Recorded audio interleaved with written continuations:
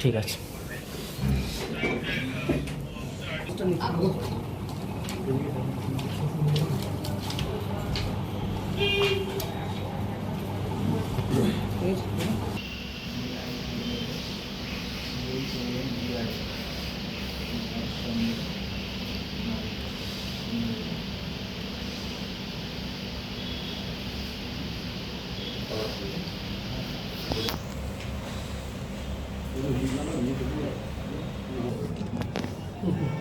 টুপিটা পরিয়ে দাও না।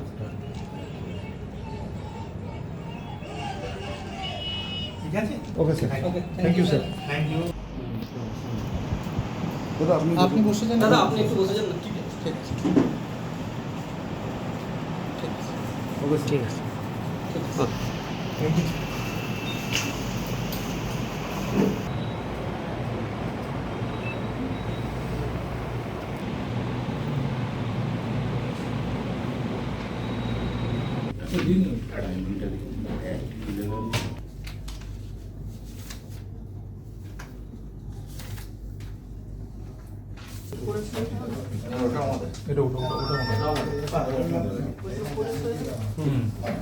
এটা লেখাটা নিচটায়।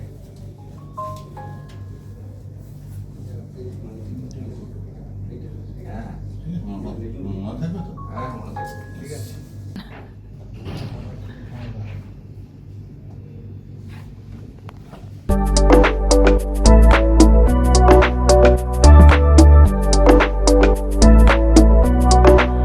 ঢাকার বিধানসভা কেন্দ্রে মমতা বন্দ্যোপাধ্যায়ের আশীর্বাদ ধন্য তৃণমূল কংগ্রেসের মনোনীত প্রার্থী ভাতারের ভূমিপুত্র যুব আইকন কাজের মানুষ কাছের মানুষ শান্তনু কুমারকে উন্নয়নের স্বার্থে জোড়াফুল চিহ্নে ভোট দিন এবং বিপুল ভোটে জয়যুক্ত করুন।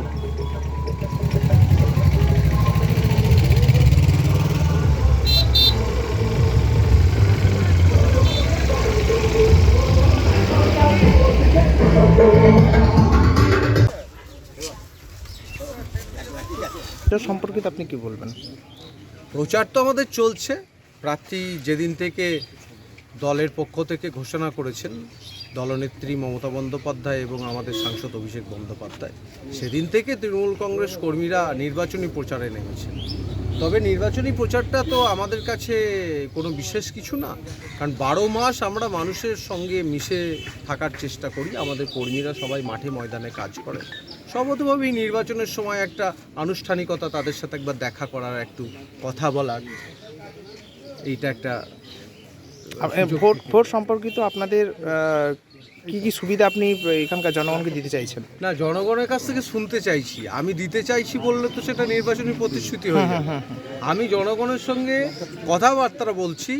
ভাতারে এখনও আমি অর্ধেকের বেশি গ্রাম পঞ্চায়েত পদব্রজে ঘোরার চেষ্টা করেছি, মানুষের কাছ থেকে সমস্যা জানার চেষ্টা করেছি।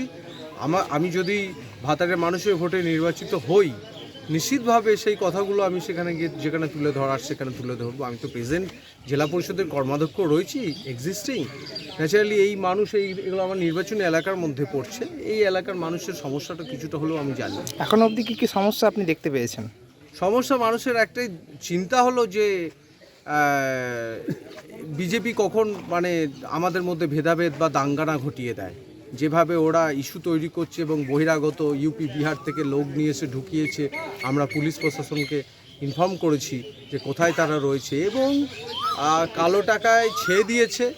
ঠিক আছে, রাত্রি 1-2টোর পর যাচ্ছে, বিভিন্ন মহল্লায় গিয়ে আবার কোনো কোনো বেনামি অ্যাকাউন্ট থেকে অ্যাকাউন্ট টু অ্যাকাউন্ট ট্রান্সফার করছে, এগুলো হচ্ছে। কিন্তু মূলত প্রবলেম যেটা হলো, কোথাও কোথাও জলের সমস্যা। আমরা পর্যাপ্তভাবে সাবমার্সিবল বসিয়েছি, জলকষ্ট কোথাও নেই।